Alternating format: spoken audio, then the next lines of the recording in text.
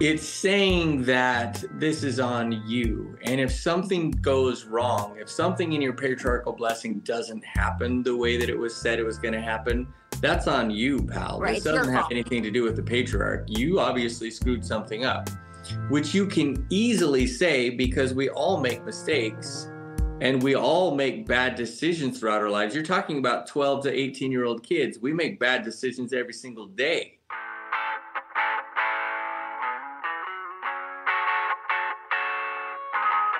Unpacking Mormonism and other religious trauma is meant for educational purposes only.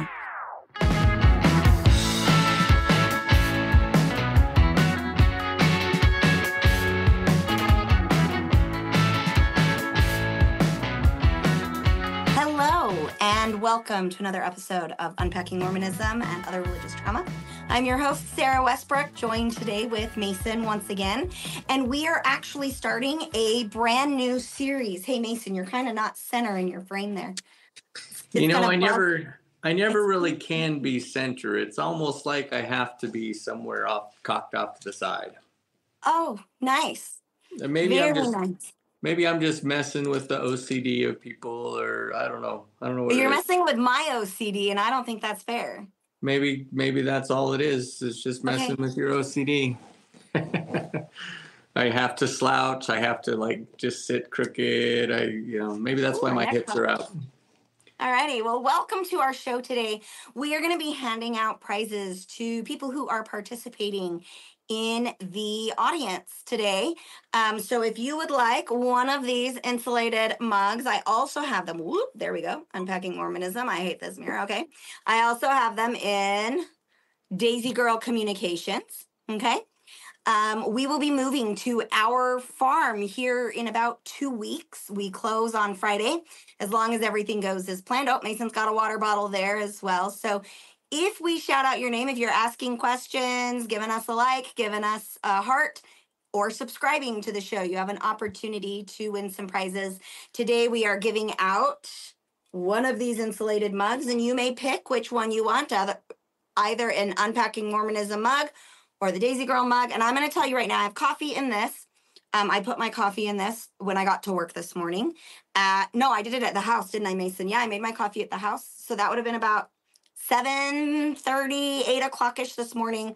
I put my 12 ounces of coffee in here. I kind of sip on it until about 2 or 3 o'clock in the afternoon. And y'all, it is still warm, and it is 10:40 here right now. And usually I lose the heat, and I'm drinking more of a tepid coffee by about noon to 1. So these things keep my coffee hot all day long. The other thing is I've got a couple of these very awesome Daisy Girl hats that we are giving away as one of the prizes today. So if you earn a prize, please let me know.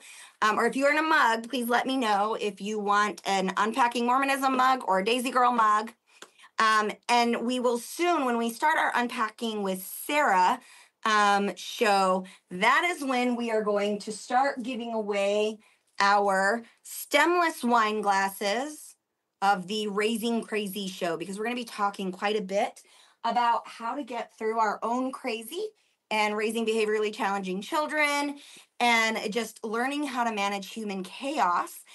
So the Raising Crazy Growing Up to Show Up logo and merchandise is going to be a part of that. So if you need a wine glass to sip your wine or your Martinelli sparkling cider or just your apple juice, whatever you want to put in there, to represent crazy. I also have beer glasses, same thing, Raising Crazy. My office manager, as soon as those came in, she stole 1, 2, 3, or 4 from me because she absolutely loved it. So we will be having more prizes given out in our live shows for those who are joining us in the live audience. So we're very, very excited about this endeavor. And then, as always, if you would like to donate to the show, we use those donations to build the show. We're going to be utilizing it initially for making sure that our production team. There's what I'm looking for. Our production team, we're going to be using it to make sure that our production team is making a livable and industry standard wage. If you've ever worked for me, you know that I like to pay you a little better than the industry standard wage, because if you work hard for me and I work hard for you, you earn better than everybody else. It's just the way that I work. And so your donations help us pay our production team. They are also going to be helping us develop the curriculum that is going to go hand in hand with the Unpacking with Sarah brand. We will be having flip charts, books, printable worksheets, an app that you can use. All of those are already, like, I've hit the gas pedal on that. And so we're very excited to be bringing that to you. And we are planning on launching that show around May 1st. And so more about that later. So if you'd like to donate to the show, this is a great way to do it. And as always, we're going to go ahead and get started. So Mason, what's our new series? I'm going to let you announce that since I've You're announced going to let it. me announce it? We're going to talk about the priesthood mostly is what it's going to be about, right? So we're going to talk about blessings, priesthood blessings. As I think just always. priesthood blessings, not the priesthood in general, just Okay. the blessings. As always, it's focused on the mental health impact, both positive and negative, of those things. And so, yeah, that's it. Priesthood blessings. Today we're going to talk about patriarchal blessings. Yeah. Well, and one of the things that I wanted to bring up is that there's a lot of religions that have blessings as part of their religious culture, as part of their faith-based practices. And I think it can be it can be an absolutely very beautiful thing. And there's a lot of research actually that demonstrates that praying and meditating and blessing has a very positive outcome. I meant to pull the study up and I didn't. So I'm going to tell this to you, and it's probably, all the details are probably wrong. So let's go with the spirit of this study as I'm pulling it out of my head. But I remember there was a study, it was done in a hospital where the participants did not know the individual that was having surgery in the OR. And so they had it was the exact same surgery with the same surgeons, same surgical team. So the only difference was the individual who was having the surgery done. And I don't remember how many participants, I don't remember how many subjects. And I don't think this has ever been repeated. So please, as I am telling you about the study, take into account that it is not necessarily a full-blown research study. But it's very fascinating in the sense of they did the surgery. They had two different participants. They may have had up to 6. I don't remember. But half of the patients had a group of strangers in the OR waiting room praying for the patient that was having the surgery, and the other half of the patients did not have anybody in the waiting room praying for them. And I believe all of the patients identified as atheist, if I remember correctly from this study. And one of the things that was very fascinating is that after the surgery, the patients were informed that they either had been prayed over or that they had not. And the patients that had been prayed for during the surgical process had better healing time periods, lower infections, better surgical outcomes. And I think they followed them for 2 or 3 years. I've really got to find that study because I'm sitting here going, am I mixing things up? But I remember when I initially read that study, I thought it was very interesting because the strangers that were praying in the waiting room came from many different religious systems, many different faith-based systems, but they gathered together in prayer on behalf of whomever it was that was having the surgical procedure done. And the suggestion, and I'm going to make sure that I make that abundantly clear, it was a suggestion from the research study, was that community prayer and support is a positive and beneficial thing. We also have tons and tons of studies that demonstrate that meditating, prayer, chants, ritual, even religious ritual can be very, very healthy for an individual, that it can bring them great peace, that it can bring purpose to hardship and trial. And so it's like, we're not at all going to say that priesthood blessings, mediumship, I know that we talked about clairvoyance and mediumship in the title of today's show, they all have a place in society, and we have seen how it can be used in very healthy ways, misused in very unhealthy ways, and everything in between. So maybe we should call this the priesthood blessing spectrum, or the blessing spectrum. And I think something that's very unique with Mormonism, and I know that there are other religions that practice this as well, but in Mormonism, when you are giving a formal priesthood blessing, it includes the laying on of hands. So, Mason, can you describe for our listeners who are not Mormon what the laying on of hands looks like? And by the way, I freaking love your shirt. Is that the one we bought for you in Mexico? This is like the Day of the Dead shirt, I think. Yeah. The Day of the Dead shirt from Mexico. I love it. All right, keep going, Mason. I never got started. Just do what I say. So for Mormonism, laying on of hands simply means that anything that we do officially that has to do with the priesthood, you do by laying on of hands. So if I want to ordain a bishop, then somebody who has the authority to do that, usually more than one somebody, will put their hands on you, and they will give you their blessing or ordination or whatever with their hands on you. It can be less official than that, or just as official, like when you get the gift of the Holy Ghost after getting baptized. That's done by the laying on of hands by someone who has that authority, the Melchizedek priesthood in that case. But you also can do father's blessings where you don't necessarily have to have the priesthood at all, and still done by laying on of the hands. When we administer to the sick, it is meant to be done by laying on of hands. And I think that's about it. Was there anything else that you wanted as far as that description goes? I actually didn't listen to you because Abby's right outside my door. So give me just 1 second. I'm going to step away. You get to Shame for introduce. shame. Shame for shame.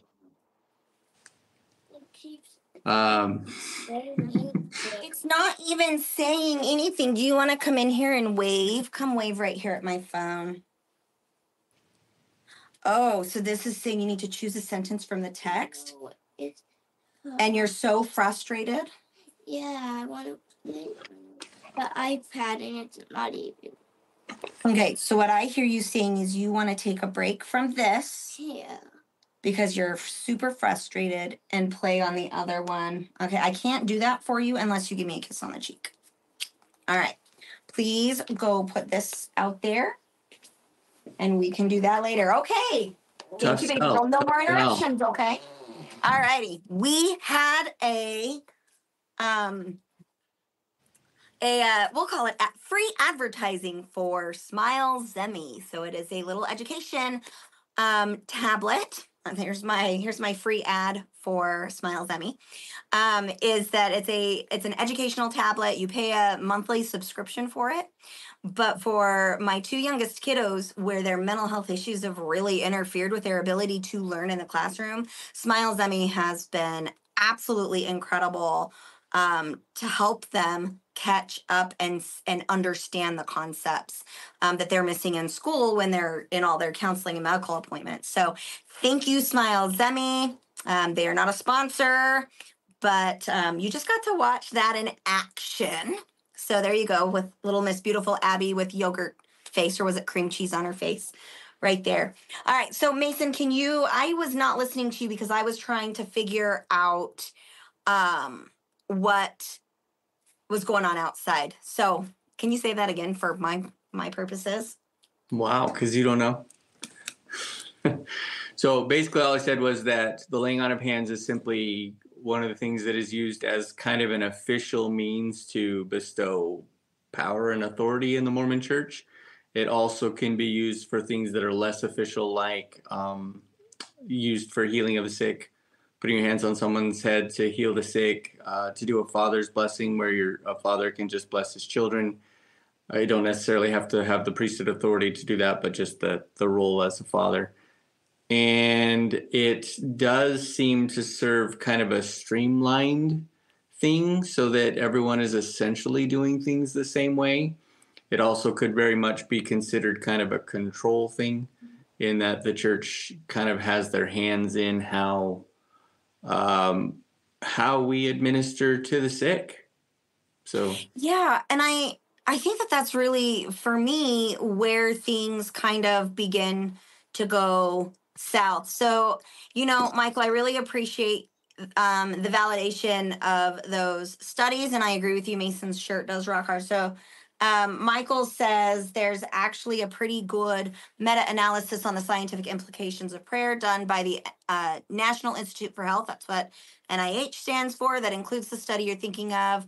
And yes, Mason, your shirt rocks. And then the other one would be that there's in addition to the Churchill study, there's one done on the outcomes of prayer for women struggling with fertility issues. I would say that for me, the praying for the fertility issues definitely didn't work. But yes, I think that there's something to be said about the ritualism, the peace that comes, also the connection. I think that one of the most beautiful things about the connection of the blessing or that prayer giving experience is that, at least for me, Mason, when you would give me a priesthood blessing because I was sick, it gave you an opportunity to actually empathize with what I was going through in that moment. And because how do I word this without making you sound like a dick? This is gonna sound, okay, what I'm about to say might make it sound like Mason's a dick. That is not my goal. But I don't know how else to word it. So, Mason, I felt like when I would be sick or struggling with something and we were just cohabitating, we're in our marriage, we're taking care of the kids and whatnot, that you were not as focused on what I was experiencing or what my needs were. You were just like consumed with taking care of the family, taking care of what was going on in our environment. But then when I would ask you for a blessing, you would take a few minutes away from the crazy to give me a blessing. And because you went into that mentally prepared and ready to receive inspiration from a higher power, you would give the most beautiful blessings where I felt like I was seen and heard. And that was very healing for me, just to have somebody really tune in to my specific needs, wants, and desires at that time where I was struggling, either because like a priesthood blessing doesn't necessarily have to be when you're sick. It can be when you're looking for guidance or you're feeling stressed out or overwhelmed, or you're, they would give father's blessings at the beginning of a school year or something. And for me, when the man, so now we're in Mormonism, we're going to talk about this here, let's segue into this, is that when the man was giving me the blessing, it was one of the few times that a man was actually paying attention to the underlying needs, desires, emotional impact that I may have been struggling with. And that in Mormonism, at least, men are the only ones allowed, and please note quotations around the word allowed, to give a priesthood blessing. And so I think it's really important to talk about these priesthood blessings. In Mormonism, the word priesthood and the men being endowed with the power of the priesthood literally means that the man is speaking for and acting in God's name. And that a woman's not allowed to have that. And so for me, Mason, one of the things that, as I've now stepped away from Mormonism, is that when you would give me these blessings, I was giving the, glory to God. It was like, oh, Mason is finally noticing me because he's in tune with God, who is perfect at noticing me and loving me and giving me these things, rather than giving you any credit. For you, it was like, well, I'm worthy to do it. I'm a good enough person, therefore I can give these great blessings. So it was kind of this, it shifted your moral superiority, rather than saying Mason took some time to really connect with what was going on with Sarah in that moment. And then you pronounced something very beautiful as a connective experience for us as husband and wife. And I think that for many people, they're able to access both, kind of like I felt like this came from God and my husband or father, or this male figure is able to connect with me. But I don't think that happened necessarily for me in those moments.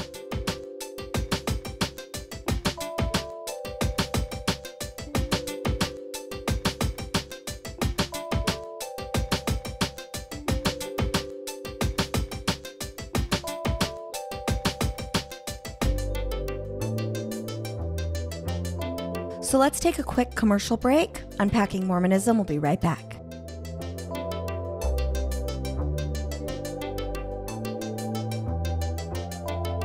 So, Mace, do you have any thoughts that you want to connect with on that? Well, it's fairly typical in my experience of the sexes. Like, if you want something from me, the best way to get it is just to ask. And at the time, I really didn't understand just being with someone. Ironic, since, my profession is a nurse. But I didn't really understand, even in nursing, there's space for just sitting with someone and being empathetic. But in today's nursing world, it really is task oriented. You give meds, you do assessments, you talk to doctors, blah, blah, blah. It's very task oriented unless you have the time or the inclination to just sit with someone. It probably doesn't happen very often. Certainly doesn't happen as much as we'd like to think it does. And so that fit me well. So you might think, oh, he's a nurse, he's probably pretty empathetic. That's not necessarily the case. It certainly wasn't for me. But one of the things that I wrote down that is kind of interesting, and maybe it's just kind of a sidebar because I don't think it's what we want to talk about today, but the authority of the priesthood kind of takes away a little bit from our personal authority. For instance, you talked about prayer. Most religions talk about prayer as being our access to the divine, whatever that is. However, you administer a prayer. But in Mormonism or any religion that then offers blessings as kind of a priesthood role, it's almost a trump card. Well, you prayed for this, but it didn't seem to work out. So let's see if we can throw something stronger on the fire. You've got a little kindling there. Let's see if we can throw a log on there and if that'll work. And so then you throw this blessing on the fire. And if that doesn't work, then you look to revelation, like you're actually looking for a specific answer. But usually that revelation also comes from priesthood authority, and then eventually you're looking for specific direction. And I think it's all just kind of a progression, but from the moment that you step away from prayer as the answer, you've put it somewhat, at least, in someone else's hands. And I think that's kind of the issue or concern with priesthood, not necessarily that that's how it will happen, but it certainly is how it can happen. Yeah, absolutely. So remember, for those of you that are just joining us, we have hi, James, we have some prizes that we are handing out for interaction. And James, you earn the first prize. And I'll let you choose your prize. We've got Daisy Girl baseball caps. We have Unpacking Mormonism insulated mugs, or Daisy Girl insulated mugs that we are handing out today. So James, to claim your prize, all you need to do is head over to our Daisy Girl Facebook page and private message me with your address, or you can also email. So Alex, if you can pull up that email, you can also email me at daisygirlcommunications@gmail.com. And James, you get to pick your prize. I'll let you be the one to pick your prize. Everybody else, you don't get to pick one because I'm being bossy. So yes, and thank you so much. So I love James. So I'm gonna Alex, can you pull James's comment back up, because I actually didn't read it. The church is really spiritual. Even some people don't get to understand it or experience it. Yes, I agree with that. I agree with that 100%. That the Mormon Church, but also many religious organizations, have the ability to help our spiritual connection. And that in a lot of ways it can be incredibly healthy. Prior to leaving Mormonism, one of the things that I loved, especially in the military community, is that the church provided an environment where I could connect with other people who had similar goals in life, similar standards in life, similar belief systems. And so wherever we went with the military, I had a built-in community that I could connect with. And the one thing that I probably miss since leaving Mormonism is also the strength in that community. I'm a licensed professional counselor. And so when I'm working with clients, the way that I define spirituality is the way in which we as human beings connect with other living things. And living things can be, the earth, the environment. It can be animals. It can be people. It's absolutely the people that we engage with on a regular basis, as well as a higher power or higher powers, depending on your belief system. Spirituality is, I'm going to say, something that's very healthy for our soul, for our consciousness. And it is a way for us to find and align our purpose for being. And so our spiritual health is actually one of the 4 pillars of wellness that we have talked about on previous shows. And so today I want to be able to really dig in to the benefits as well as the challenges of blessings. One of the primary concerns that I've always had with the priesthood blessing is that, as Mason said, it's the trump card. And so if I was to pray over my child as their mother, and I have this super strong natural connection with my children, some of them lived inside of me. Most of my children did not come out of my body. Most of my children, I got on aisle 6 at Walmart. They were the unruly ones. And, I'm just teasing. Most of our children are adopted or have been foster kiddos. And I have just in general been more in tune with their individual needs. Maybe that's because I'm female and my brain is wired for that. And also because I have, just naturally spent hour per hour, a lot more hours interacting with our children than Mason did, just because that's the way that our family is set up.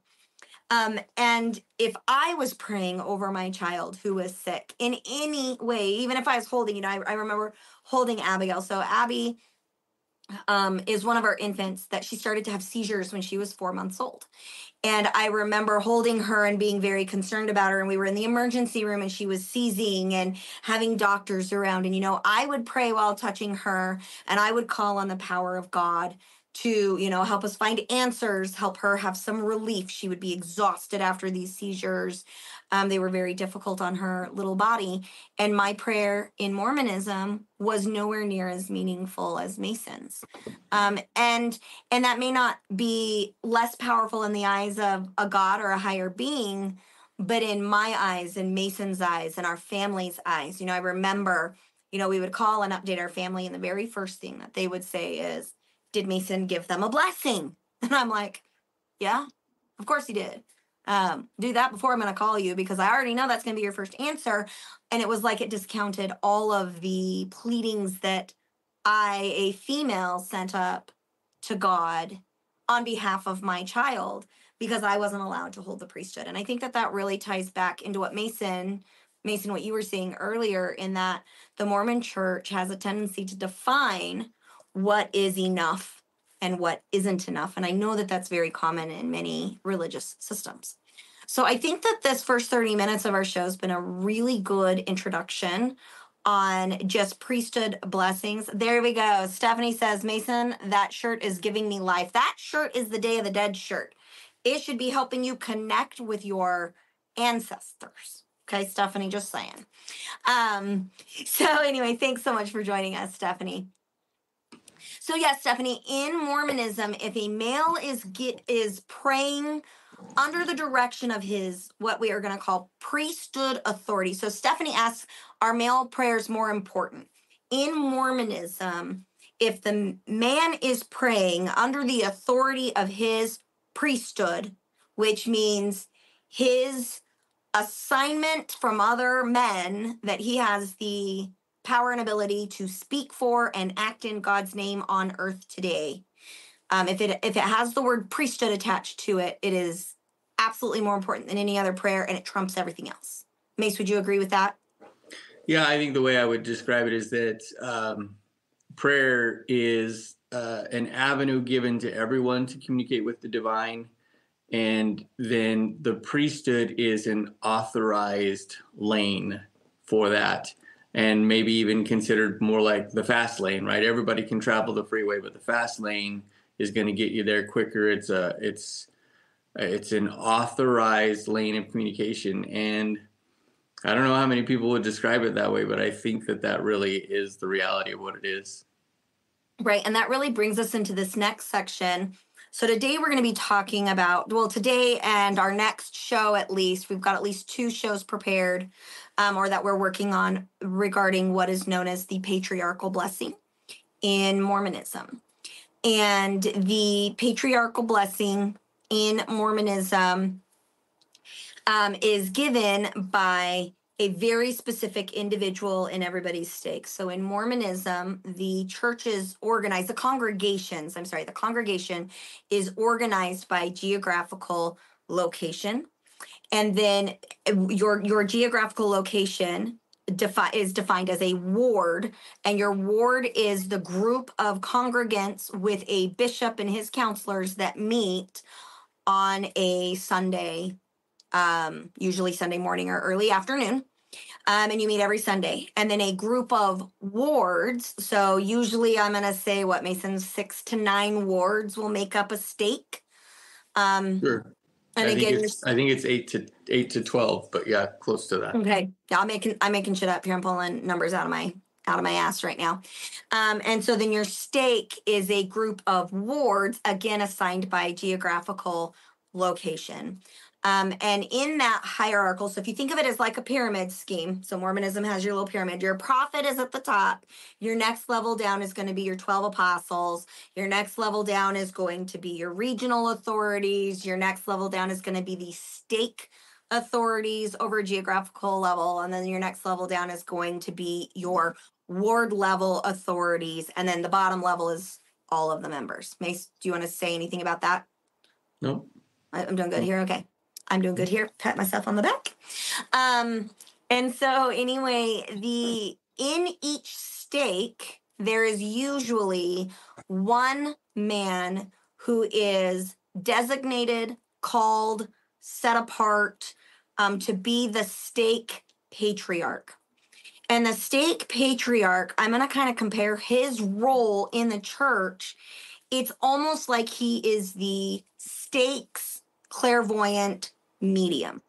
And I know that a lot of those members of Mormonism are going to be like, no, Sarah, that's bad. And I want to talk about why they might have that knee-jerk reaction of that's not true, or that's not an accurate description.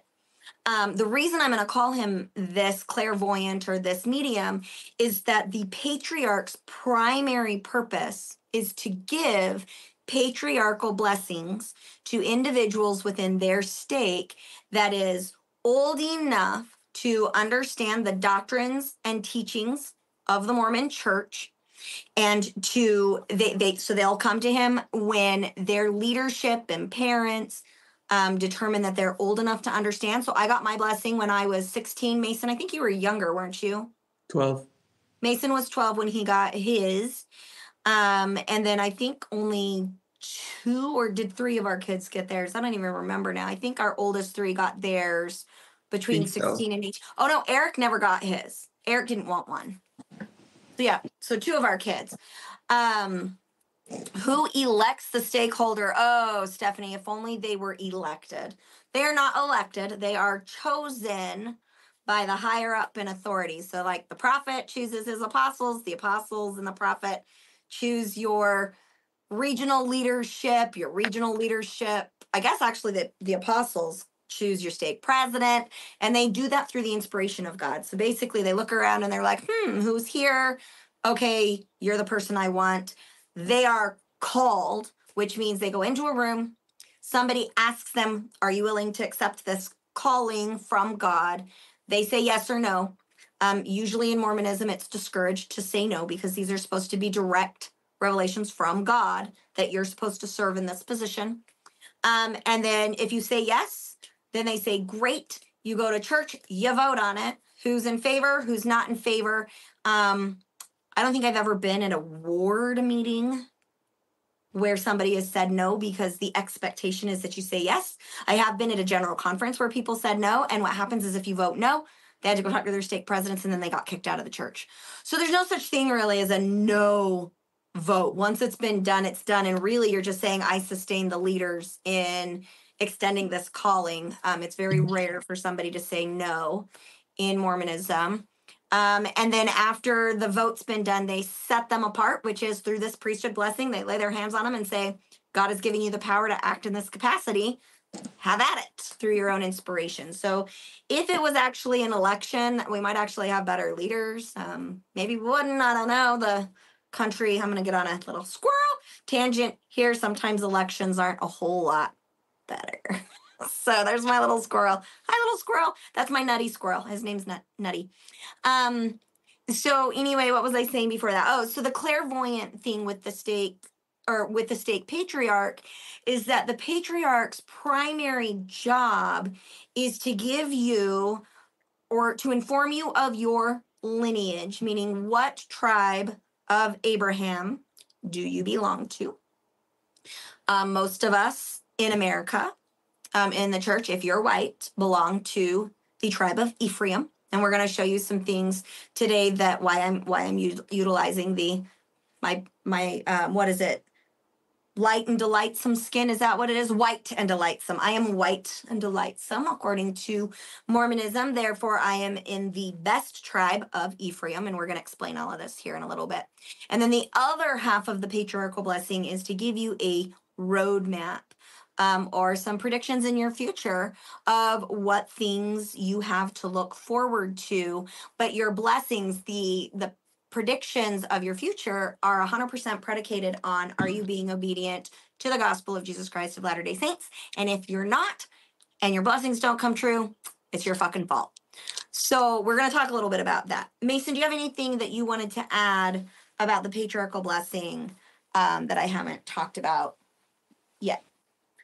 One cool little fact: a bishop is approved by the first presidency, and the prophet, a patriarch, is approved by the 12 apostles. Oh, I did not know that. Yeah, I always found that interesting. Well, and how long I think a patriarch too. Sorry guys, I'm moving around a lot. I've got a huge brace on my ankle because I kind of busted it up in that car accident. I'm just trying to get comfortable here. And another squirrel. I have cute little girl glitter shoes. Woohoo! That are fat enough to fit this brace into them. Yeah, there it is. There's Nutty again. I've had too much coffee today. I think that one of the things is that the patriarch, once he's called, he stays in that position for an undefined amount of time. And I think the only time I've seen a patriarch get released from that position was when he was going senile. Mason, do you have any comments on that? Do you know? Kind of like a bishop, you never get released from that priesthood office, but you don't necessarily have to be an active patriarch.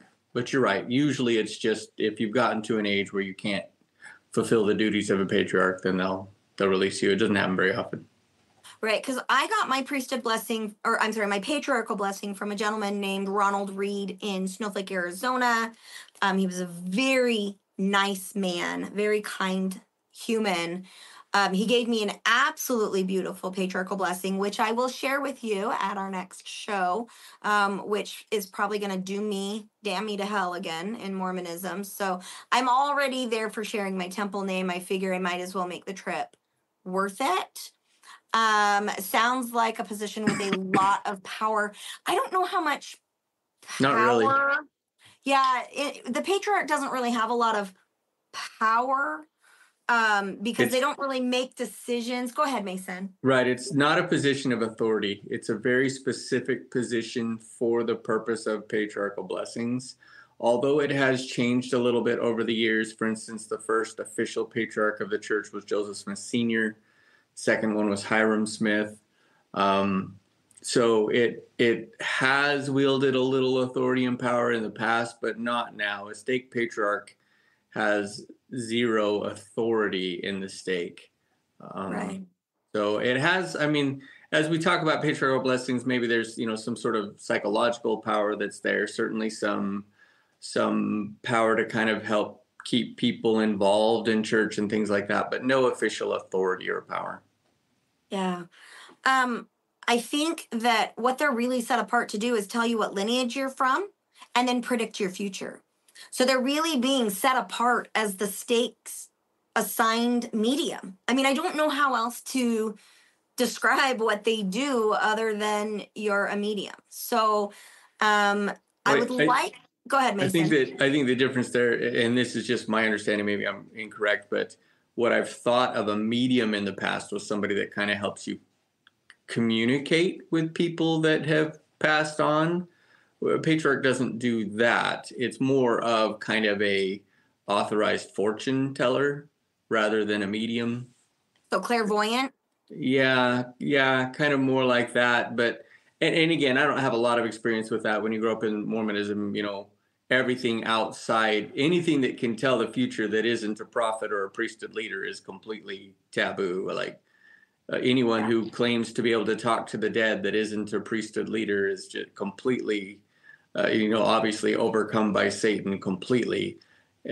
From the perspective and teachings of the Mormon Church.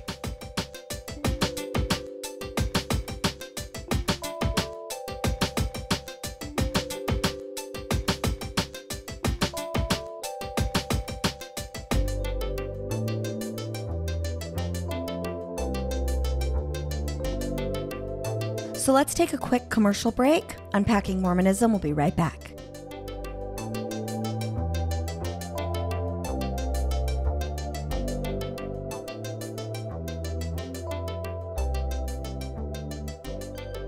Yeah, I agree with that. So, Mason, would you mind kind of giving, you're just better at the history and the doctrinal stuff. Can you kind of give us, why is it so important in Mormonism to know your lineage? Can you say something about that? And then we'll go ahead and get into the instructions that came down from the prophets over the years and how those have changed a little bit. Go ahead, Mace. Well, just kind of a little historical factor. Jacob, who was the grandson of Abraham, who was renamed Israel, which is where the tribes of Israel come from. But right before he died, he blessed all of his children, and most of them got like a 1 or 2 line blessing. I think the only 2 exceptions were Joseph, which is where Ephraim comes from. Ephraim was Joseph's second son, and Judah, who is supposedly would eventually have the kings of Israel, and Jesus would come through his lineage. But if you look at those chapters in Genesis, there's a little bit there of a blessing for Joseph. There's 4 or 5 verses of blessing.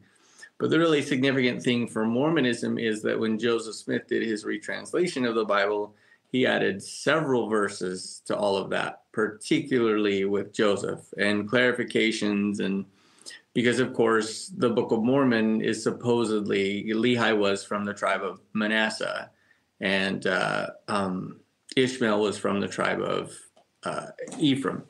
So most of the Nephites, Lamanites are did you get that? Did you get that flipped? I did not. So Manasseh, hang on. Because Manasseh is supposed to be the Lamanites one, right? No, Manasseh is just the oldest son of Joseph. Right. So Lehi comes from Manasseh. Ishmael, who was the father of the daughters that Nephi and his brothers married. So you're just thinking of a different. Got it. Yeah, I got a different Manasseh stuff. Thanks. Yeah, so this Ishmael is the one that left with Lehi, and Lehi's sons married his daughters was from Ephraim. So a lot of times when Lamanites or Native Americans will get their patriarchal blessings, and oftentimes they'll be from Manasseh or from Ephraim. But ultimately, it comes down to the Mormon belief that, and I will not give any kind of references as to where that comes from because I'm not certain, but I believe it comes from the blessing that Joseph Smith wrote out from Jacob for Joseph. That was kind of the retranslation of the Old Testament. But the belief is that Ephraim will be the tribe that does the most to ring in the second coming. Right, they're going to be favored. Mostly it's that they're the ones that are going to be called to do the gathering of Israel. And so it becomes significant if you're a member of the church, since that's one of our main roles is to gather Israel and spread the gospel. It becomes significant that then you become a part of that tribe. And the patriarch, so the idea is that either you are descended from Ephraim, or when you get baptized, you get adopted into Ephraim. Ultimately, it doesn't matter very much, but it is kind of seen as something significant. Right. I remember growing up being told that you really wanted to be from the tribe of Ephraim because it was not necessarily a sign of your righteousness, but it meant that you were favored of the Lord in some way. And so if you weren't a part of the tribe of Ephraim by birth, you wanted to get adopted in because they were the ones that were going to get all of these, prizes in the next life. And speaking of prizes, Stephanie, you have won a Daisy Girl Communications insulated mug. We also want to make sure that people know that if you are emailing our show with good questions and content and suggestions and whatnot, you are always going to be entered in to win some of these prizes. And as you can see, there we go, behind me here, we've got all kinds of fun prizes. We've got cell phone wallets and pens and notebooks and cups and mugs. And also you could win a here we go, free copy. There it is. Free copy of Trauma Bonded. So please interact and whatnot, communicate with the show for your opportunity to earn some of our merchandise for free. I want you to know that these cost me like $30. So they are not cheap. Okay, I buy them in bulk and they cost me like $28. So you are getting a very nice mug from us as a thank you for joining our show. And once again, if you would like to donate to the show so that we can pay our production team a livable wage and continue the development of the Unpacking with Sarah curriculum that Unpacking with Sarah is going to be launching in May, please feel free to donate to our Venmo, and we are in the process of getting that nonprofit portion all set up and ready to go as well for those of you who would like to donate and have it be tax deductible as a charitable donation. We will have that set up here hopefully by May. So very excited with all of that. We've got lots of comments here. I love that one from Stephanie. She says that her copy of your book is out on loan again. I love it. I love it. Well, Stephanie, maybe you need another free copy of Trauma Bonded so that you can be the coolest girl on the block in loaning out an amazing book that, by the way, Reader's View read my book and reviewed it, and I got 5 stars. So I am actually, and we're waiting for the stickers to get here. My book is a 5-star professional editing and review company. It got 5 stars, which that was exciting news. What, Mason? Or maybe she just needs to say, you know what, if you want to read it, go buy your own damn copy. Maybe, but I'm okay with sharing. Sharing is caring. So thank you for caring. Sharing is caring. I love it. I love it. Alrighty. So I think there's one thing just to add there that I think the whole idea that Ephraim is the special one and you really need to be there, it's like kind of a reflection of your righteousness, is more a cultural thing that is developed over time than it is a scriptural thing. I think there's maybe a slight basis for that in Mormon scripture, but I think it's just kind of developed culturally over time that's where you want to be. Yeah, absolutely.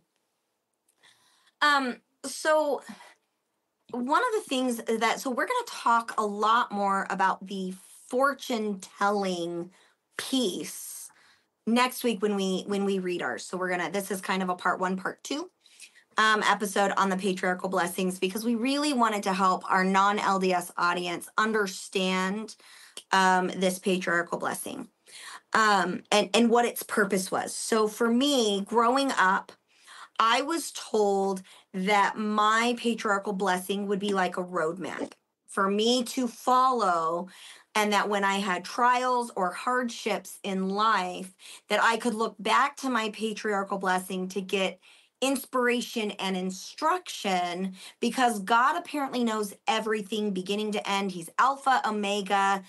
He knows who's going to make it back. He knows who's not going to make it back.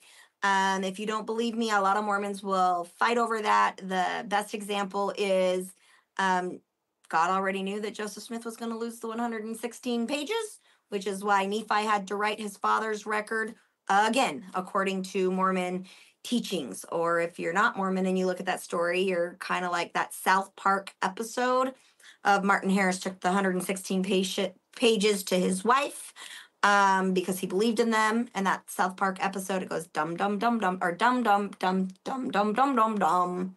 And then Miss Harris, Lucy Harris, right? Is that her name, Mason? Lucy Harris was like, I believe so.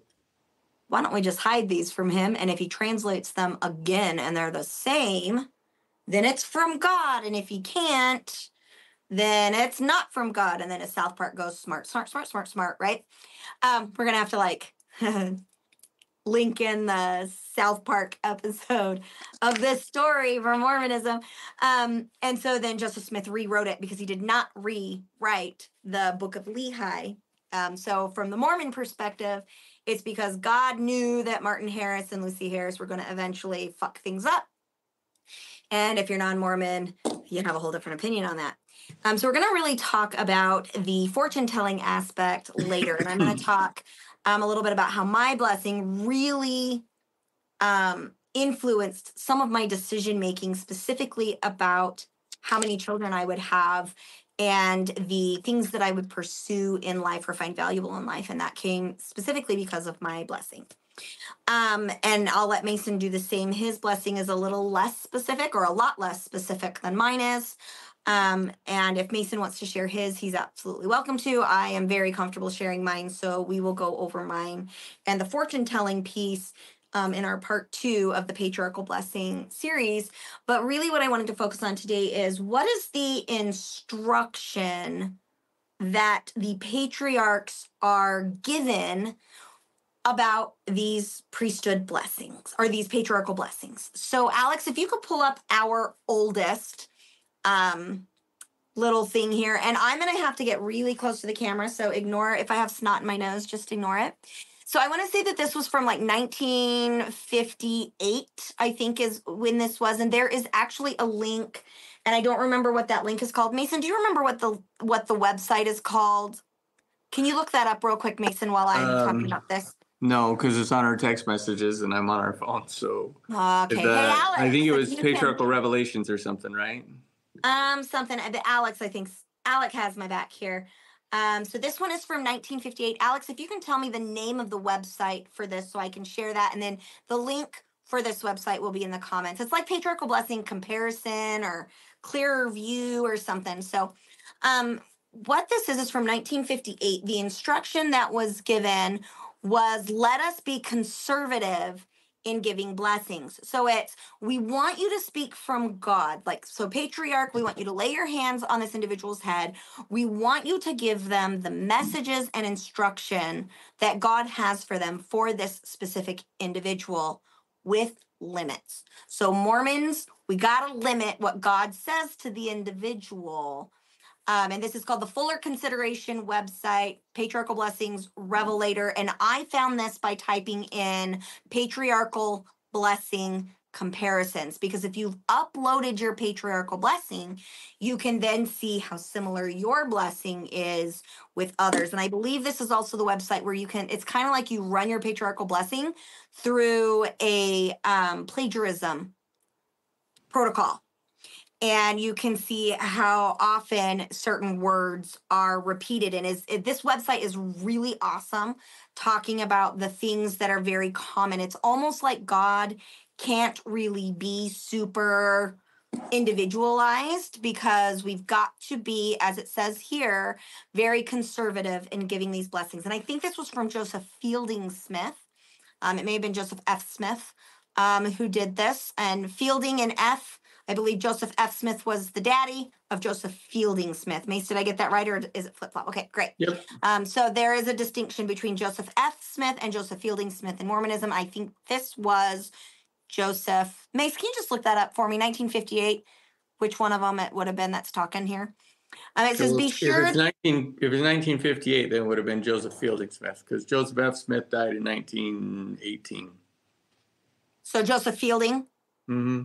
Okay, so Joseph Fielding Smith is saying, be sure that the Spirit of the Lord is speaking, and not let your own sympathies or our own feelings direct us in what we say, but seek earnestly for guidance from the Spirit of the Lord. Now, I'm going to say right now, I actually like that. Like I feel like he's telling these patriarchs, separate your own bias, your own opinions from that which you feel like you are receiving from heaven.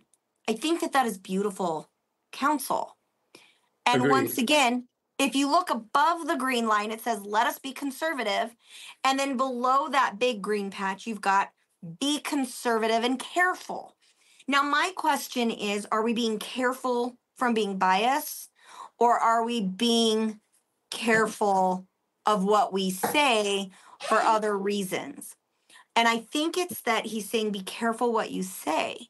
Because if you read that paragraph under the big one that I highlighted, he says, we do not need to promise those who come to us for blessings that they will live to see the building of Jackson County or to labor in the temple, which will be built there. These things are not essential in a blessing. So basically, he's saying, be conservative in your future predicting.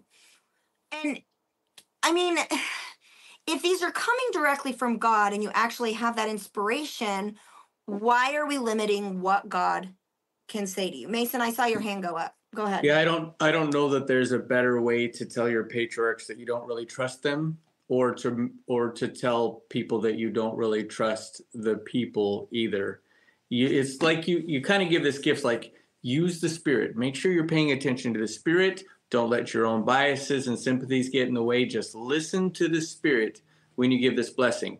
But, oh, by the way, don't be too specific. Don't Right. tell them things like they're going to go back to Jackson. They'll be there in Jackson County to build when Jesus comes back. Don't tell them those kind of things. Those aren't essential to a blessing.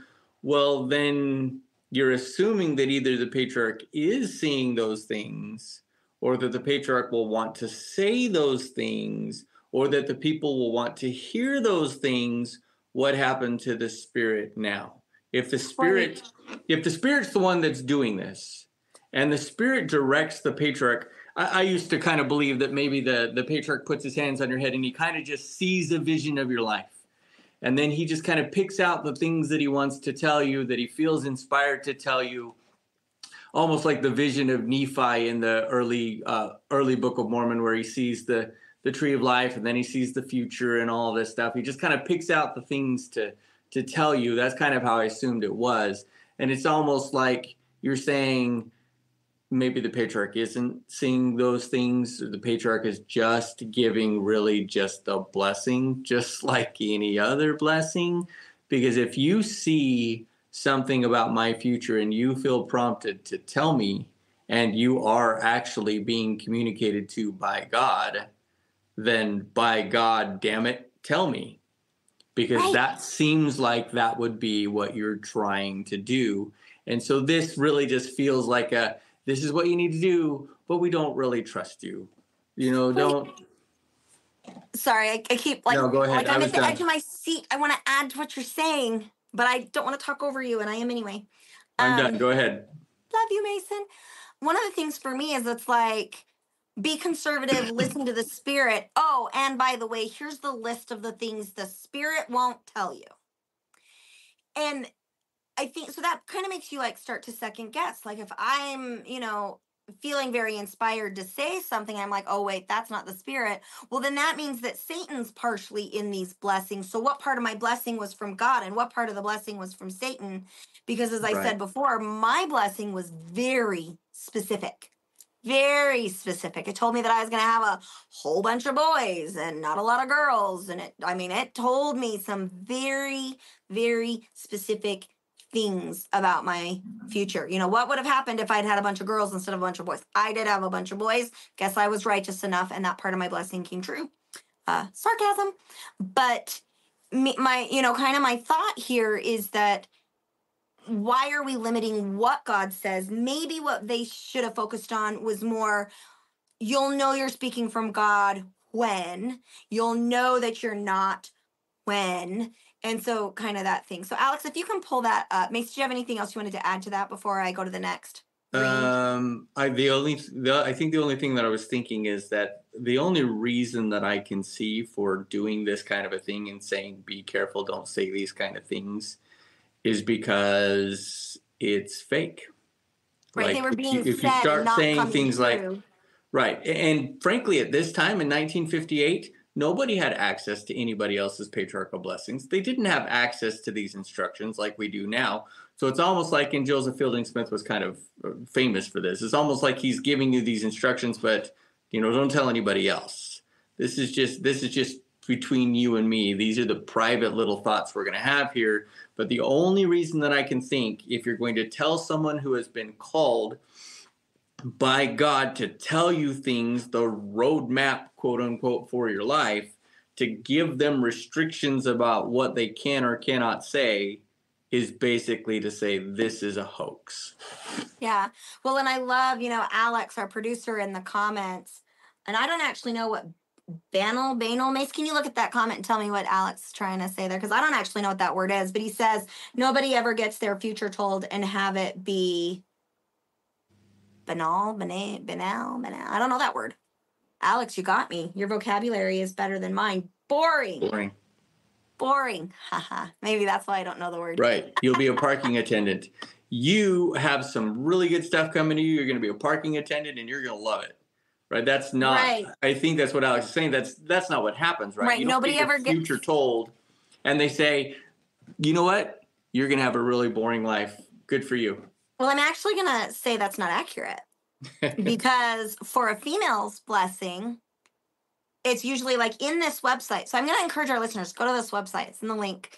When you look at what the females are getting told in their blessings, it's about motherhood and working under the priesthood and being righteous for their spouses. That's pretty fucking boring. It's the men, like Mason's, I think yours talks about like fighting in the army to bring in this incoming or something. There's something in there about not the army, not like the U.S. Army, but like God, that you're a part of God's army as a voice of reason and leadership or something along those lines. I don't remember. But like women don't get exciting blessings very often because we're the subservient obeyers. So if you're a woman, you get to be told you're going to be a parking attendant. If you're a man, you get more exciting machismo things. You get to own the parking lot. There you go. I get to be the parking attendant. Mason gets to collect all of the ownership fees from that and pay me very little.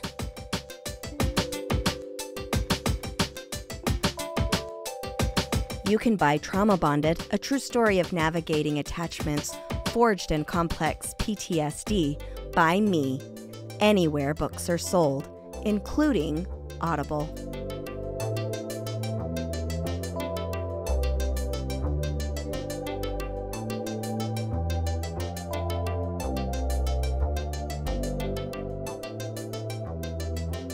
Okay, let's pull that oldest one back up. I like that. That's a great analogy. Thanks, Alex. Best producer ever. I think he's earned a hat. I'm sending you a hat, Alex. And, oh, here's Michael. Because, when it comes to fucking vocabulary, Michael's our person. Banal means lacking in originality or boring. Thanks, Michael. You and Alex must be very good friends in the background. Okay, Sarah learned something new today. All right, the other thing at the very bottom of this is I do not advocate giving blessings to children who are too young to comprehend what it is about. This should not be encouraged. If they are old enough, young men can be deacons, and girls of similar age, they might have blessings. And I actually like that because on this website, it had some kids getting their patriarchal blessing when they were like as young as 2 or 4.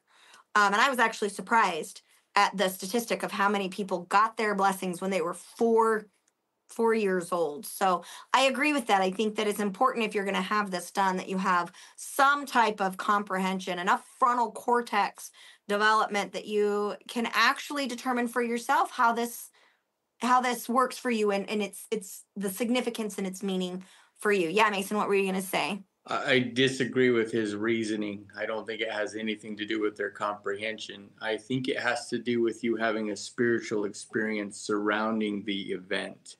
Because if you have a spiritual experience surrounding the event, the blessing will mean more to you. If your mom or dad comes to you and says, hey, when you were 4, you got this blessing. I want you to read it. This is for you. This is about your life.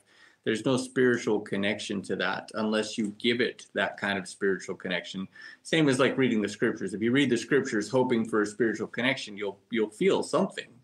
If you read your patriarchal blessing hoping to have a spiritual experience, you'll probably feel something. But if somebody hands you a patriarchal blessing and says, this is yours, and there's no spiritual experience connected to it, it has less value, it has less meaning, and it won't have the hold over you that I think they're wanting it to have. Because it's not comprehension. Frankly, at 12 years old, I didn't really understand it either, and nobody really does. So it's not really about comprehension. It's about attaching a significant experience to it so that it becomes a part of you. Yeah. You know, Stephanie, this is a great question. So Stephanie's question, for those who are just listening on the podcast, says, so do your parents know your blessing if you don't understand? And I'm going to say that the way that, and we're actually going to cover this here a little bit in the green, is that your blessing is supposed to be secret. You're not supposed to tell very many people about it. You're not supposed to share it with the congregation, like in sacrament meeting. You're not supposed to share it really with anybody except for very, very close family members and your spouse. My parents were in the room when I got my blessing. Mason and I were in the room when our kids got theirs. And like I said, I think only 2 of our kids, I don't think Katie got hers, but Brig and Hayden did. And Eric didn't want one. And the thing that I really liked about Eric's was he said, I don't want somebody else telling me what my future is going to be like and then live to somebody else's expectations. I would rather be the one that says, this is what my future is going to look like, and I'm going to go for my own goals. So Eric is definitely wiser than I was. At his age, Eric never got one, and he's my oldest. And then Brig and Hayden, I think, got theirs on the same day. And Brig would have been about 17, and I think Hayden was about 15 when he got his. And honestly, as the parent listening in, it was very anticlimactic for me. Very much. I was like, this is kind of stupid and arbitrary, very vague. And I think one of the things that the patriarch did for me that kind of ruined everybody else's blessings for me is that mine is incredibly specific, and nobody else's really is. It's very vague. So, Mace, do you have any comment on that? And then I'm sure there's other reasons too. Like, I don't want to just bash the idea of being specific isn't necessarily because it's a hoax. I think that that's the reason. But you can only be specific on so many different things. And so it ends up being kind of a vague thing so that everybody gets the same sort of vagaries. But yeah, it's just, I don't know. It doesn't really end up being what I think, from the outside looking in, it doesn't really end up being anything that is too important. Yeah, I'm going to say mine was vaguely specific. Like, it was specific, but it was specific within the limits that you're seeing are the rules here. So, Alex, if you can go to one of these middle readiness. So what this is on the website is it gives you this comparison. So if you're looking at this one, you can see at the very bottom it says 1981, which means this section just above 1981, I want to say was late 60s or early 70s. I don't remember because I've scrolled past the date, but you can find it on the website. And on this one, it says, so this is newer counsel, and I think this one's coming from Spencer Kimball, but I could be wrong. A patriarch should pronounce only the promises they are prompted by the Spirit. Hi, I'm really close to the camera. Let's see. There we go. He should avoid sensational or extravagant promises.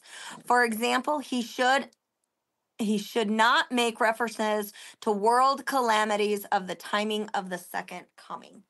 And I find that very interesting because there are many people whose blessings will say something along the lines of, you shall live upon the earth to see the second coming of the Lord, blah, blah, blah. And you can see these blessings. Like, you can actually read several blessings. If somebody has uploaded their blessing here, you can read it.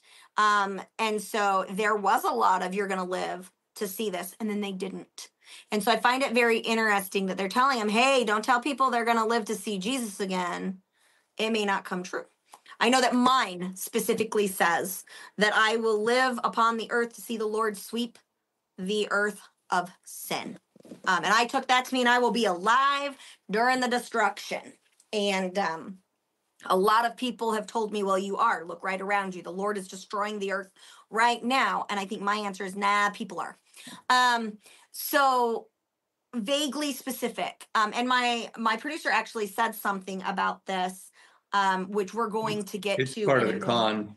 It's part of the con. If it's vaguely specific, then it's part of the con, because if they don't say things that will suck you in, they're wasting their time, you're wasting your money. But if they say things that are specific enough to suck you in, then, and Yeah. again, if you have the experience, right? It's about the experience more than it is anything else. If you, Sarah, were to say, I went to a fortune teller and she told me about your life, I'm not connected to that. I don't have any skin in the game. But if it's a spiritual experience for me, like I sat and I read my grandparents, in preparation for this, I read my grandparents' patriarchal blessings. And looking from the outside and just kind of reading it, there's lots of preaching. Like there's almost no blessing really in there. It's preaching. It's talking about the things that you're supposed to do to live a good life according to Mormonism. There's not any future telling. There's not really any. There's the vagaries that say, look, if you read your scriptures and you're kind and you're out there trying to teach people about the gospel, the likelihood is you'll probably be in a good place. And it's more flowery than that, but essentially that's what's going on. It's a preaching. It's like, live the gospel, do the things you're supposed to do. You're going to have opportunities to teach people about the gospel. Well, duh.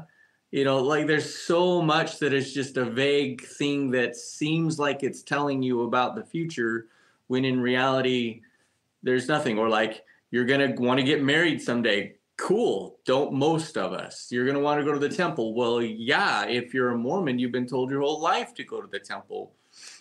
These aren't future telling things. They're not guidebooks. They're just a reinforcement of what you've been taught since you were 3 years old. Yeah, absolutely. I love Michael's comment here, which is kind of leading us into where we're going, which is the more people who know about a supposed prediction, the more scrutiny attends failures of those predictions coming true. And the more it makes it look like they're not inspired. And I think that that's one of the reasons why, as you're going to see, the more years we get, like the closer to present day that we get, the more strict the rules for what patriarchs are allowed and not allowed to say becomes. And I think that that's very telling.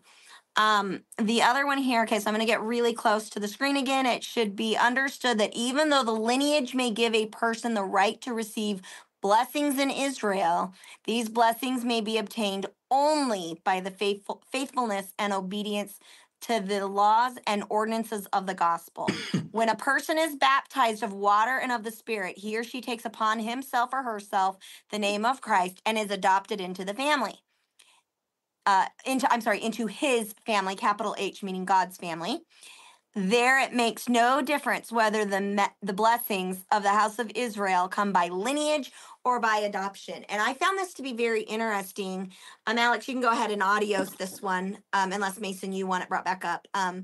But the thing that's very fascinating to me on that one is, why are we focusing so much on being told our lineage when the prophet basically said, your lineage doesn't really matter because once you've been baptized, you're good? So why is it then that the only people who get a patriarchal blessing in Mormonism are people who have been baptized?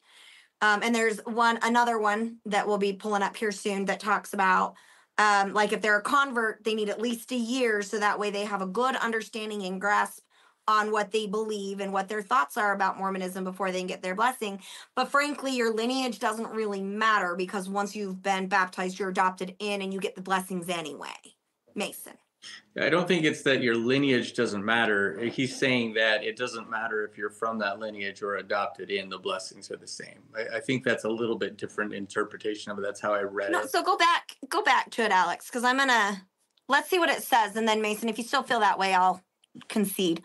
The very bottom one, when a person is baptized of water and of the Spirit, he or she takes upon himself or herself the name of Christ and is adopted into Christ's family.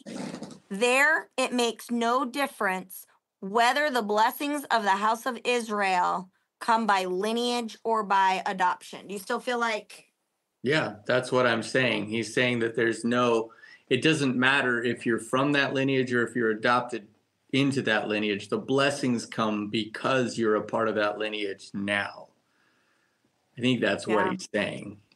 I have to laugh here. I don't know if you're looking at the private chat or not, but Alex, our producer, says back in 98, I worked on videos for a group that professed the end of the world by the year 1999. It was hard to get them to pay their bills. Was that Y2K, Alex? Are you old enough for Y2K? All righty. Alex, can you pull up the other kind of the middle of the ground one? I think this one is... It's from 2000, it says it right there. Yeah, there's one. Yeah, that one's from, I think it's this one that talks about the Negro. There's one of them that I sent you, Alex, that talks about, keep going. Yes, this one right here. So this is a part of that. I want to say this one's in the 70s. So we're obviously in the age where Mormons are still stuck in the world of Negro blood. Even a drop of it means that you have less privileges in heaven. And a lot of people say, no, our prophets never said that. But this is, I believe, Spencer W. Kimball. And he says, again, I'm going to get really, you know what? I'm not going to get really close. I'm just going to read it off my computer. It's easier here. In looking over some of the blessings, we have a few suggestions. Okay, this is that top green thing.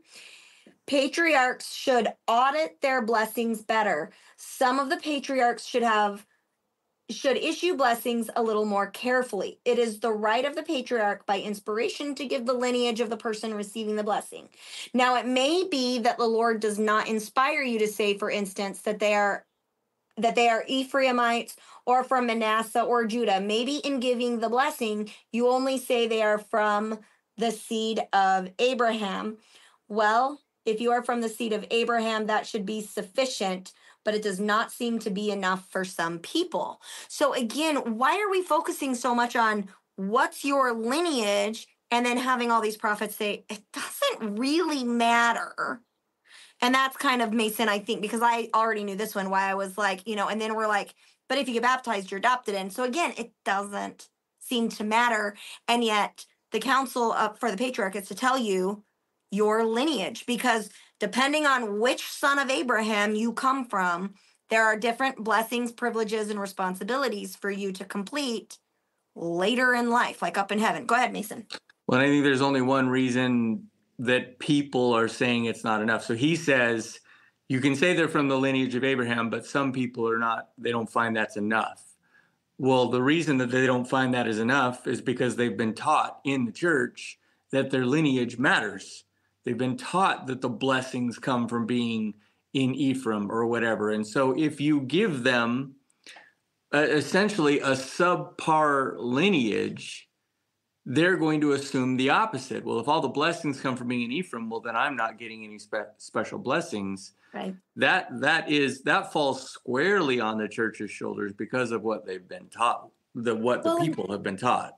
Yeah, and one of the things that I find really interesting, Mason, about that comment is in my book, my friend Jamie, who was my best friend up to high school, actually probably one of my best friends until the middle of my freshman year.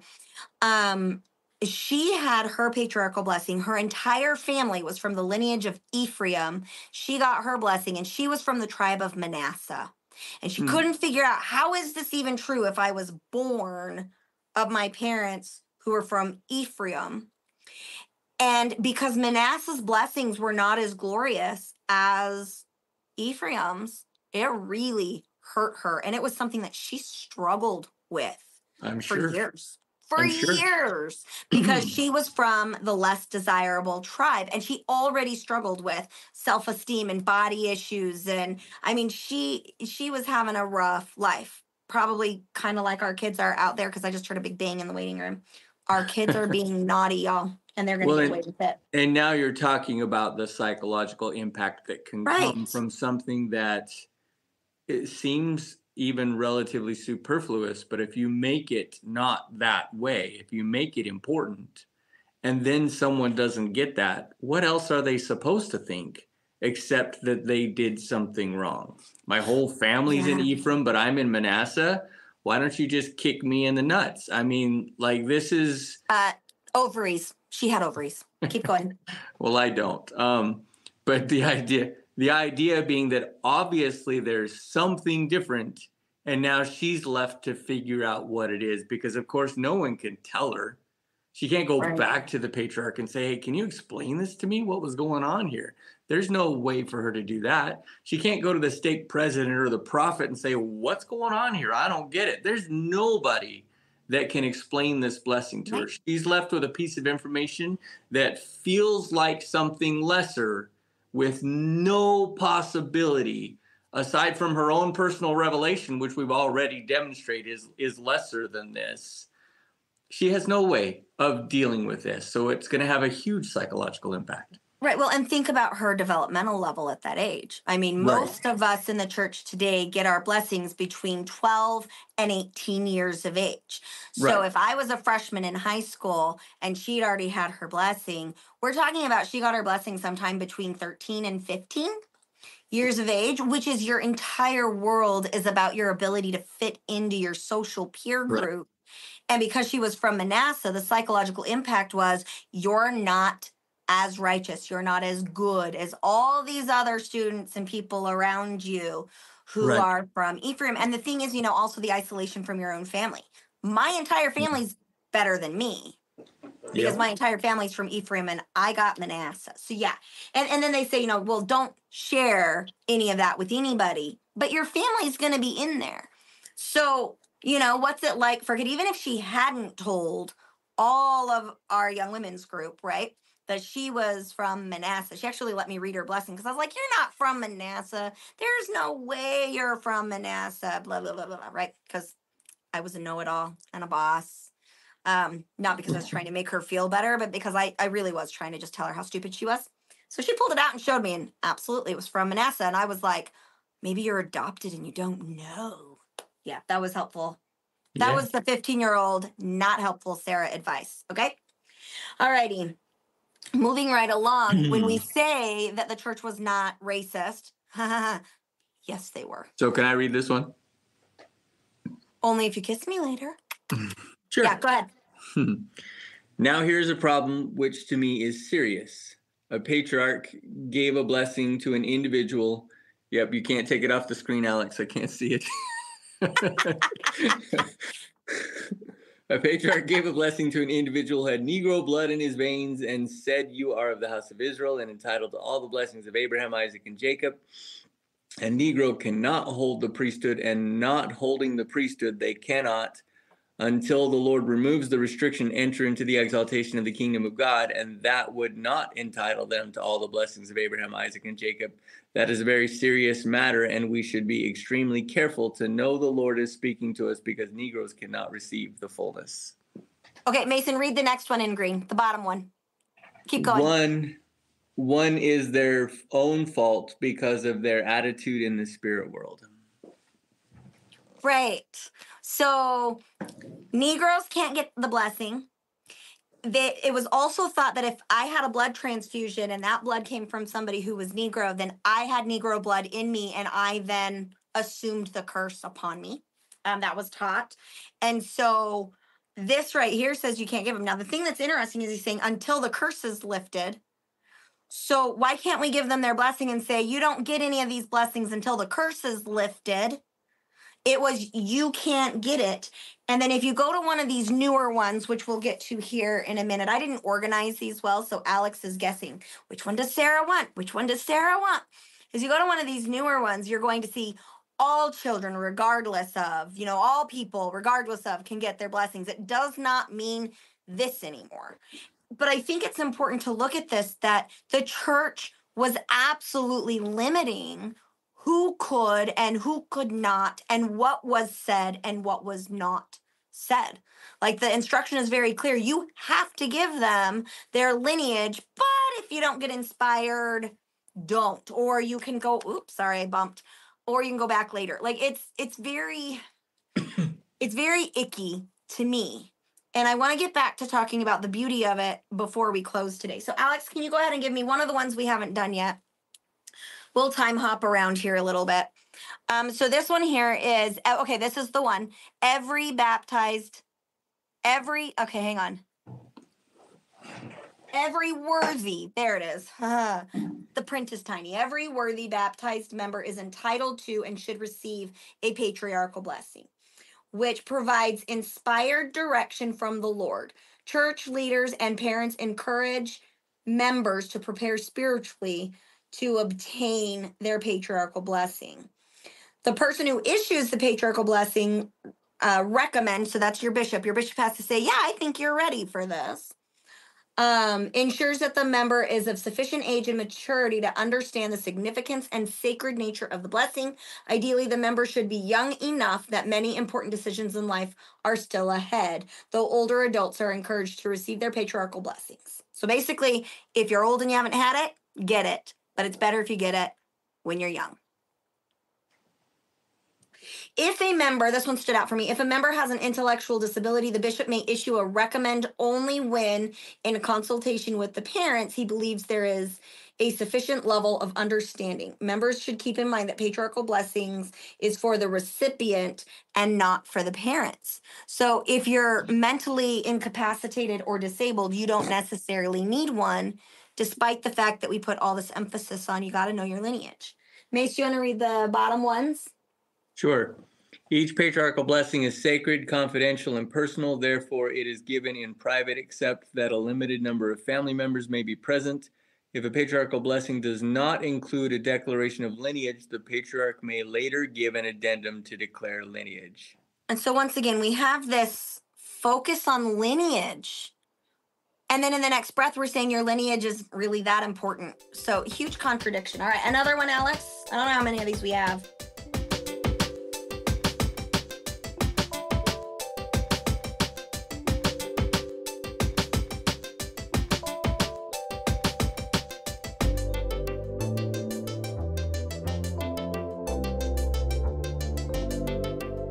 So let's take a quick commercial break. Unpacking Mormonism will be right back.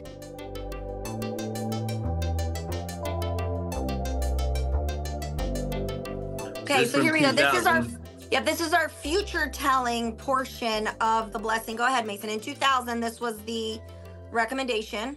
To the extent that the Spirit directs, the patriarch should identify for the recipient accomplishments to be realized, challenges to be overcome, and blessings to be received. The patriarch also includes such promises, admonitions, and warnings as he may be prompted to give.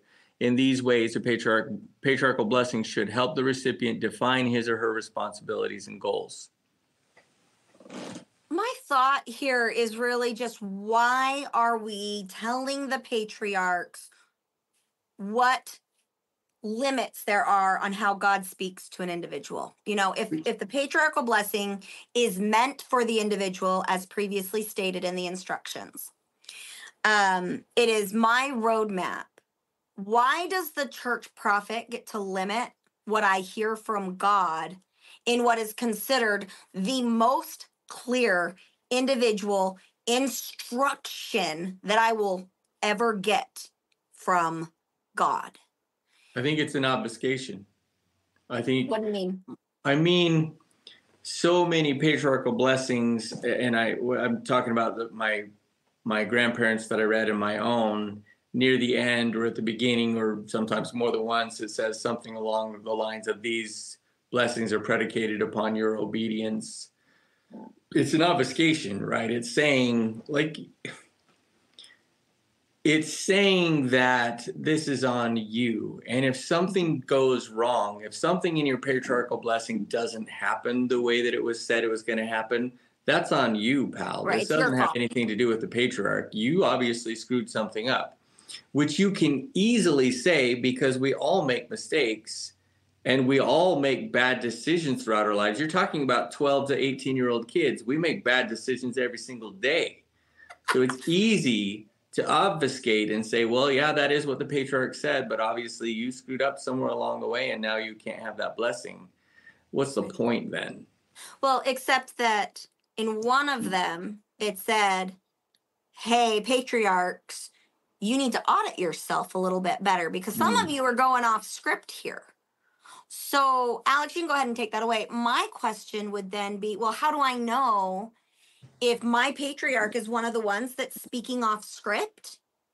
Like, if I'm supposed to trust this so much that I base many of my future decisions on the instruction and advice I get from this thing, how do I know whether or not the patriarch has gone off script and out of the boundaries? How do I know that? Because even the prophet is saying, some of y'all fucked up. And so I want to talk, Mason, do you have any other thoughts before I jump into the mental health piece of this? Go ahead. I really want to talk about how these blessings can be so beneficial. So if I believe in this and I'm needing counsel and guidance, these types of things can be very helpful for a lot of people. Usually, like even, so one of the things that our producer Alex had put into the comment box here is that it's normal for these blessings or for like any type of fortune telling to be really, really vague because it allows the person to make of it what they will. And I remember as I grew up, I was told that any kind of fortune teller, tarot cards, Ouija boards, mediums, clairvoyance, all of those, like put them all in together, clump them all into one group. They are all deceived by the devil. Every single one of them was deceived by the devil. And I needed to completely avoid it. And so in my rebellious nature, once I left the church, I said, I want to go try and get my palm read or whatever it was. Mace, do you remember? Did I get my palm read? Yeah, it was a palm reading. It was a palm reading. Well, what I found out in my palm reading was that I had a very long lifeline. She told me that I would probably have 3 children. Now, one of the things, let's put it this way. I know that there are many people in this field, in the clairvoyant mediumship field, that are complete frauds. I absolutely believe that. And I believe that some of them may have some sort of a gift. And we're going to talk about that here in a little bit. But I remember I had to kind of laugh because I'm a mental health professional.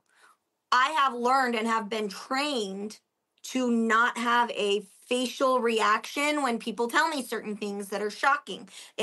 I have to monitor my responses and my reactions in order to make sure that the person who is revealing difficult things feels comfortable to continue going without feeling like they're being judged. And so I got this reading, I don't know, 3 years ago, 2 years ago, something like that. Anyway, so they told me I had a long lifeline. Yay, me, I'm gonna live a while. Okay. They told me that I was gonna have 3 kids. I had 3 biological children. I don't think she realized how old I was, Mason. I think she must have thought I was really young or something. She told me I was going to have 3 kids. I was already in my 40s, y'all. She told me that at some point in my future, I was going to have a hysterectomy. I'd already had one in 2017, so that was already gone. So really, she was good at predicting my past, not my future. But I have 9 kids right now, so anyway. And then she also told me that there would be lots of numbers in my future. Lots and lots of numbers in my future. That was about all I got from her. I walked away from that laughing. It was not a spiritually significant experience for me. I could tell, because I read body language for a living, she was getting frustrated because I was completely apathetic. Flat affect, just like, what else you have for me? Like, none of that's significant for me. There was no like, ooh, I like this. Like, nothing. It was completely flat. And at the end, she goes, so what did you experience? And I was like, well, I already have 3 kids. I actually have like, at the time I had 7. I was like, I actually have 7 kids. So I'm not sure what that's supposed to mean. I already had a hysterectomy. She's like, oh, sometimes it's really hard to tell the difference between the past and the future. I don't know why you had to tell me that I'd already had a hysterectomy in my future palm reading telling thing. Don't know. So it was not a very spiritual or connective experience for me. However, my patriarchal blessing was.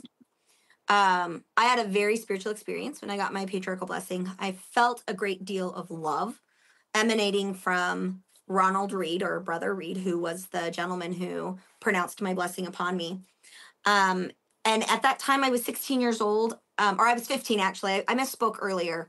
I got my blessing when I was 15, because I wanted my 16th birthday to be something else special. I don't know. I don't remember my reasoning, but I got it when I was 15, not 16. But I was not feeling very loved at that point in my life. And if you want to know more about that, you can read my book. I was really struggling in life with feeling like I was important or that I was valued by anybody or that I was enough. And in my blessing, it told me that I was absolutely loved. In fact, he told me, I think 2 or 3 times that I was loved. And then when I went back and read the blessing, it's only in there once. And when I talked to the patriarch later, he said, we've actually been instructed that if you have something come up repeatedly in the blessing, we don't need to type that piece out. And I was upset. I was like, no, I know you said it twice. I needed to hear it twice. I want you to write that shit down.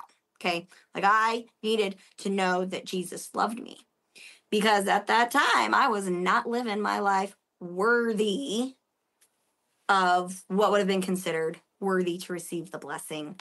I felt sick all the time. I was sick all the time. Like I was struggling in life. And he told me in that blessing that Jesus loved me, that he saw me. And the only thing I balked at in that blessing, which we will be revealing to you the next time we do this, is that I needed to honor my father and mother because they had my best interests at heart. And if you read my book over there, you're going to find why that was, you'll discover why that was so difficult at counsel from a patriarch or coming from the Lord. And I was like, I think that one's a mistake. I remember thinking that during the blessing, but he told me that I was going to have kids. He told me that my children's friends would love being in my home. Basically, I was told in my blessing that I was worthy of love. And that was incredibly significant and healing for me at that time. It actually, I think, was the catalyst that led me to later always have a prayer in my head. It was like, well, my earthly father cannot love me and my earthly mother cannot protect me. Therefore, this Jesus that gave me so much love and that blessing, he's got my back. And I would literally have a running dialogue in my head all the time. And I learned how to utilize that running dialogue to trust my internal instinct. Now, my internal instinct, I gave the credit to Jesus rather than saying, hey, I can trust myself. This voice and these thoughts and this analysis and figuring these things out are coming from within me, and I can trust me.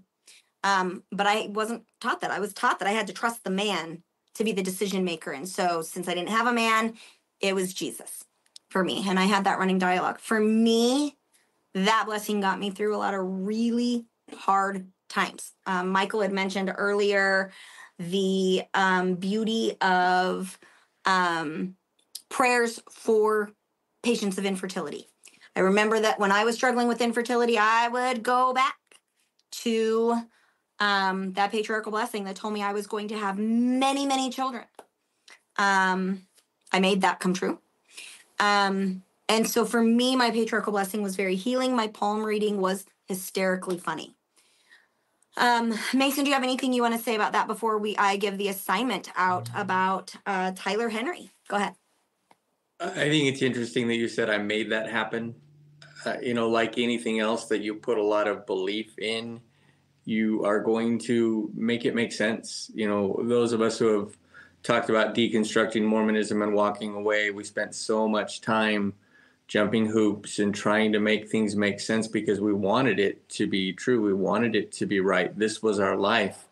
When I think about it, I still struggle with the idea of, was I really in a cult all this time? And how did that even happen? And so we worked to make these things true. You had a spiritual experience with this blessing, and so everything else must have been true as well.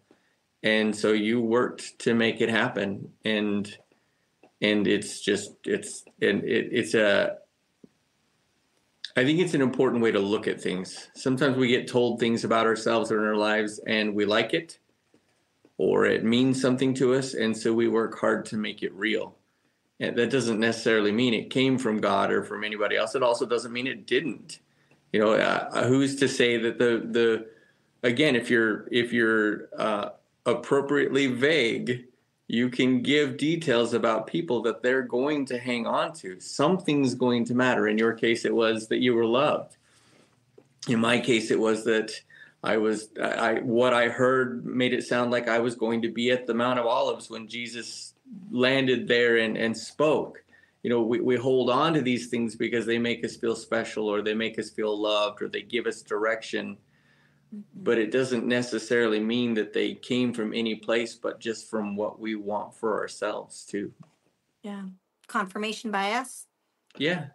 Sometimes it's healthy and sometimes it's not. Sure. I mean, you're a terrific mother. There's nothing wrong with the fact that you filled your home with kids, because you do a great job with them. Thanks. But it doesn't mean that God wanted you to have 9 kids, right? It's just kind of the path that we took and the opportunities that came that we chose to pursue.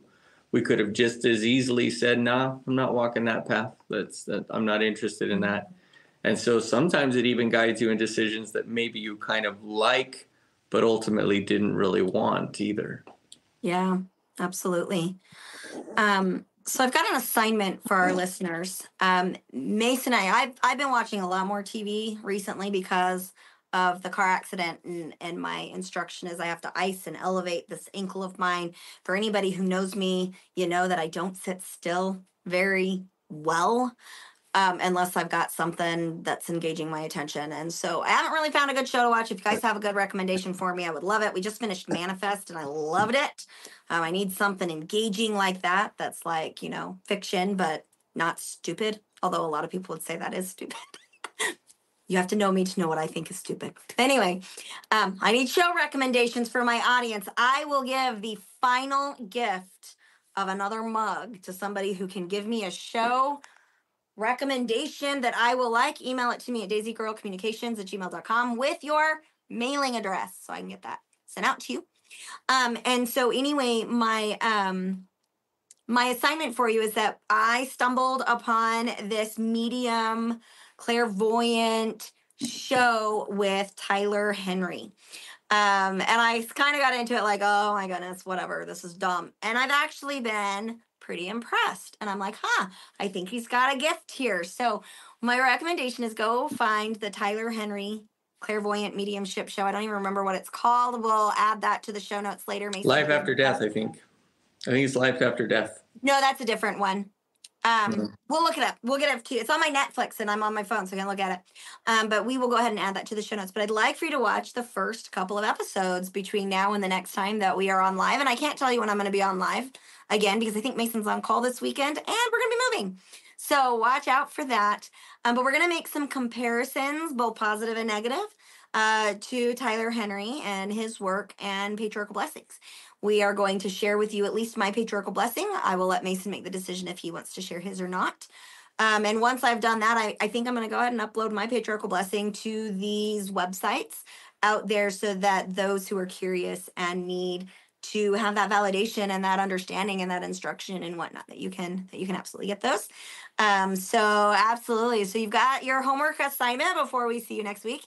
If you have watched those shows and you can make a specific comment on that show from Tyler Henry, in the comparison of our next live show, either during the show or within, I'm going to give you 30 days after that live show, we'll send you a Daisy Girl merchandise gift. Thank you so much for joining us today. We have had a great time. Once again, if you would like to donate to the show in order to help us support our production team and give them a livable wage, or if you would like that to go towards building the curriculum that will be launching in May with the Unpacking Unpacking with Sarah, which is going to be the first 24 sessions of psychoeducation that I give almost all of my clients. We are going to be making that information available to our audience so that you get, discounted therapy because I charge about $125 to $160 per session, depending on what I'm doing. And so we're going to make those resources available to you for much, much, much, much less because I really want the world to be able to heal and learn from the things that I have learned and healed from, but to do that in a much shorter amount of time and with a lot less schooling. So we are very excited about this upcoming program. If you would like to donate to us to help us offset the costs of that, it's going to cost me about 40 grand to get that curriculum put together, built, and out to the public. And so just to give you an idea, that's what we're up against. So if you want to throw us a couple bucks, we really appreciate it. From $1 to millions of dollars, any donation is helpful. So, and I don't expect any $1 million donations, although that would be way amazing. But I don't know what I would do with it. So we would like to. I imagine you'd figure it out. Oh, I would figure it out for sure. What are we talking about next time?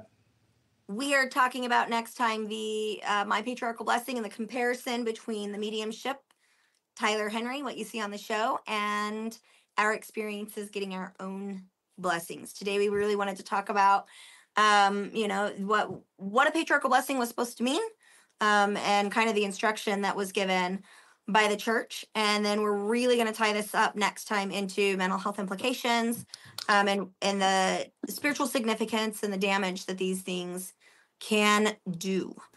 So we definitely want to invite you to our next show. Alrighty, we will see you next time. Thanks so much. Bye, everybody.